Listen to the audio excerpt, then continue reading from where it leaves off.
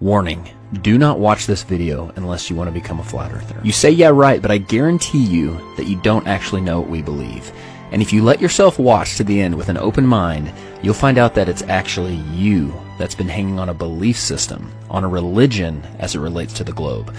You'll also develop a newfound respect for this group of people that support this channel and who are so willing to be called stupid, so willing to be looked at as idiots for simply questioning the narrative of what they're being told. Because the reality is, no one becomes a flat earther by seeing the floating pancake. Yeah, we think that's ridiculous too. We become flat earthers by studying and finding major errors in the heliocentric model and actively pursuing truth, which I guarantee you is harder than passively absorbing a lie. We probably actually know more about what you believe than you do. Remember, we used to be you. So trust me when I say that any objection that is currently or is about to arise in your mind, we've already dealt with ourselves. And if this thing was truly easily debunkable, none of us would still be flat earthers. Have you not wondered why someone would believe in something so stupid as flat earth? Why people don't mind being called idiots? Maybe it's because it's not that stupid. Maybe someone wants you to think it's stupid. Maybe someone is working really hard behind the scenes to make you think that we believe in a square pancake flying through the solar system that you could just step off of and in the nothingness of space. But again, I assure you, we think that's ridiculous too. Nor do we have anything to do with the Flat Earth Society. I've attended and spoken at conferences all over the US and Canada and met thousands of flat earthers, and not once, never, have I met someone associated with the Flat Earth Society. That is an organization of half-truths and idiotic science. Okay? We are simply people in search of truth who hold empirical, measurable, repeatable science as well as ancient accounts on a higher level than mere theoretical mathematics. And last thing before I get going, I want you to know that they are banking on you not questioning this. They're hoping to their God with a lowercase g that you do not look into this, because they know if you do, you're going to have some major questions that unfortunately have no warm and fuzzy answers, which is why they've worked so hard to keep the flat earth, the perception of flat earth, as a theory that only morons could believe in. So sit back, relax, and I promise you will not regret it.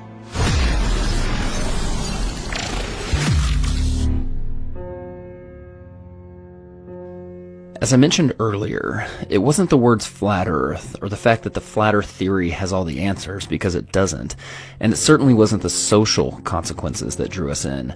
But for most of us, it was the questioning of the globe model, which ultimately brought us to flat earth. So here's some questions that reveal some things that I didn't even realize I believed in by believing in the globe. Why is it that even though the Earth spins at 1,000 miles an hour at the equator, it goes around the sun at 66,000 miles per hour, which travels through the universe at 500,000 miles per hour, which is expanding at over 1,000,000 miles per hour, are we able to take a picture of the sky on the same day every year and never see changes in the stars, even for thousands of years? Why does Elon Musk say, you can tell it's real because it looks so fake?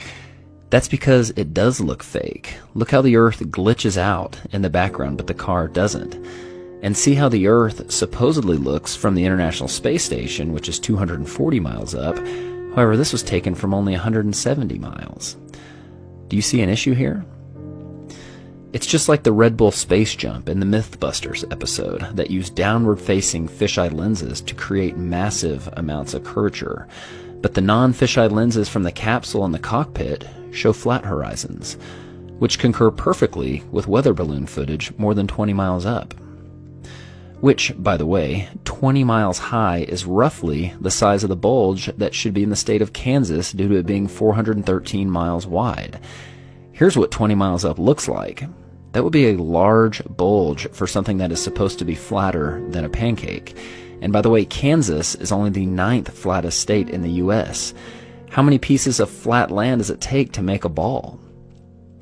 Why, when we look at the stars in December, do we see the same stars that we see in June? We should be looking in two totally different directions. If ships sail over the curve of the Earth, why are we able to bring them back into view with high-powered lenses as if they merely sailed past the horizon of the eye's angular resolution? Why are we able to see things over long distances, which according to the formula for a ball with a circumference of 24,900 miles, should be thousands of feet below the curvature horizon? And now, with infrared technology, we are seeing things that should be miles below the horizon, if we truly lived on a ball. If Eratosthenes proved the Earth was a ball thousands of years ago with an experiment using shadows, why do experts say that his results should actually be the same on a flat Earth with a smaller local sun? If the sun barely looks bigger than the other stars from Saturn, why is it able to completely light it up so that we can see it from Earth? And if something merely the size of the other stars can do that, why is the backside of Saturn not lit up by the billions of stars on the other side? And why are there dark sides to any objects in the solar system? If moonlight reflects the warm light of the sun, why is moonlight measurably cold? Why is it warmer in the shadows at night when it's the exact opposite of what we experience in the sunlight during the day? How is it possible that our positive atmosphere sticks to this ball right next to the negative vacuum of space without a barrier in between? How is it that people claim to see lights in the sky that are the International Space Station and other satellites when they do not have lights on them? And due to their supposed distance off the ground, the sun wouldn't have the ability to reflect light off them, let alone the fact that I do not believe you could see a satellite, something the size of a pickup truck, 250 miles away, even if it was lit by the sun. That's like saying you could see a vehicle in Oklahoma City while standing in Dallas. How is it we supposedly went to the moon 50 years ago, but now we can't leave low Earth orbit? That's the farthest that we can go. Why are the pictures of Earth from space described as composite images, using ground-based observations and Photoshop to fill in the gaps? Why was all the original moon footage and telemetry data destroyed? Why is NASA constantly getting caught on live feeds with men in the background of models, harnesses on the International Space Station, and bubbles and scuba gear in space like they're filming spacewalks in a pool? Why is YouTube hiding true flat Earth content and promoting the ridiculous false perception of the floating pancake? You're dealing with all these conspiracy theorists on your platform. So the first way is by demoting low-quality content and promoting more authoritative content, and the second is by providing more transparency for users. So we're introducing boxes that provide factual information at the top of results that have shown themselves to turn up a lot of information that is counterfactual, such as searching for the Earth is flat on YouTube, where you see a lot of... Your response is to put a box saying, nope, the Earth is not flat.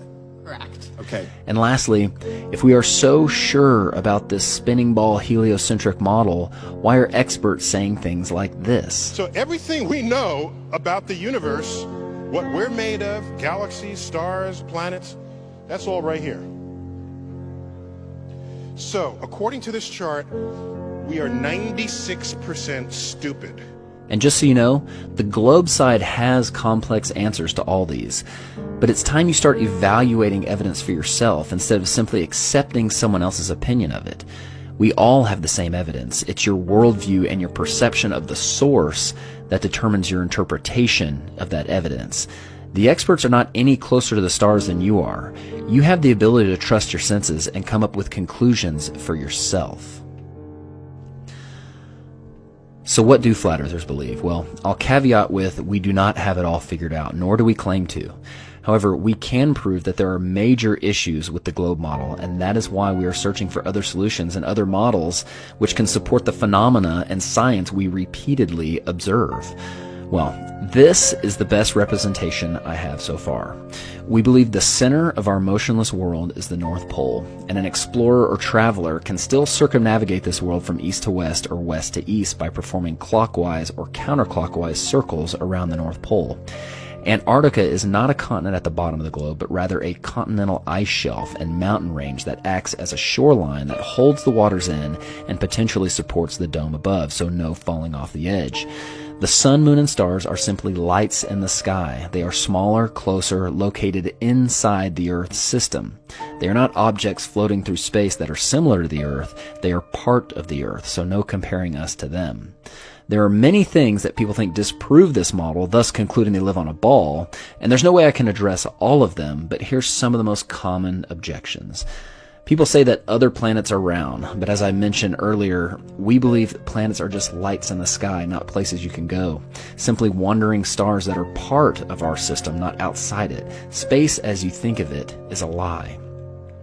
People say there are no pictures of the edge. Well, that's because of the Treaty of Antarctica that does not allow for private exploration beyond the 60th parallel, upheld by the United Nations, whose flag also happens to be the map of the flat Earth. People say sunsets disprove the flat Earth because we believe the sun stays at a constant height in the sky as it circles above our head, which is true. However, you'll notice on clear days with minimal humidity, the missing water in the atmosphere allows you to see the sun shrink into the distance as it moves away.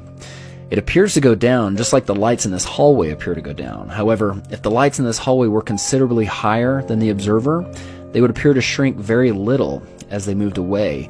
And if we were to create some atmospheric magnification, they could even appear to grow as they approach the horizon, just as the sun does on humid days. And what about gravity? Well, to put it plainly, we don't believe in gravity. We believe things govern themselves based on density, buoyancy, and the electromagnetic force, all three things that are measurable and provable. Gravity, even though it is sold as a law, is actually just a theory, and it's truly only needed to stick things to a ball or have that ball revolve around another ball. Newton himself had doubts about gravity, and in fact, it has never been proven to exist. There was an experiment performed in which gravity waves were supposedly detected from two black holes orbiting each other 1 billion light years away. Just for some perspective, the sun is only 8 light minutes away. So multiply that distance by 65,000 to get a light year, then multiply it by 1 billion. Then turn out the lights because they're black holes. They claim that everything in the universe gives off gravity waves, including the moon. Yet they did not detect it from the moon. They detected it from two black holes 1 billion light years away. They were supposedly distorting space-time. And the amount which they claimed to have detected this space-time being distorted was less than the diameter of the nucleus of an atom. So, please use your brains the next time you see NASA come up with a big discovery. Look how it's always accompanied with an artist rendering or an image instead of a picture, just like this image of a black hole that they supposedly stitched together from multiple forms of data that just happens to look a lot like the cover of the Soundgarden album, Black Hole Sun. Now, the big question, why would somebody cover this up? Well, because the forces of evil cannot rule the original creation, the one created by God. They have to create an artificial one, a perception, in order to remove the true God from the equation, lifting themselves up to be gods. And they do this by creating a false reality, making people unknowingly exist in it, thus controlling them, making it possible for everyone, including the 99.9% of people working at NASA, to unknowingly propagate the lie. And that perception is so powerful, it can make someone who is provably standing still tell you that they're spinning 1,000 miles an hour. And someone who is standing right side up tell you that they're actually upside down. Now, I know you have more questions, and we have the answers. And even though your heart may feel like you're hearing truth, I'm sure there are many objections that have arisen in your mind. Remember, we used to be you. We have already had to deal with those objections. Just don't let the projection of someone else's perception get in the way of your pursuit of truth. If you do, it only proves that you're under someone else's control. I pray that you take this seriously because the stakes are high. Don't let anything get in the way of your pursuit of truth, because the truth will set you free. God bless. I know you're out there. I can feel you now. I know that you're afraid. You're afraid of us. You're afraid of change. I don't know the future. I didn't come here to tell you how this is going to end. I came here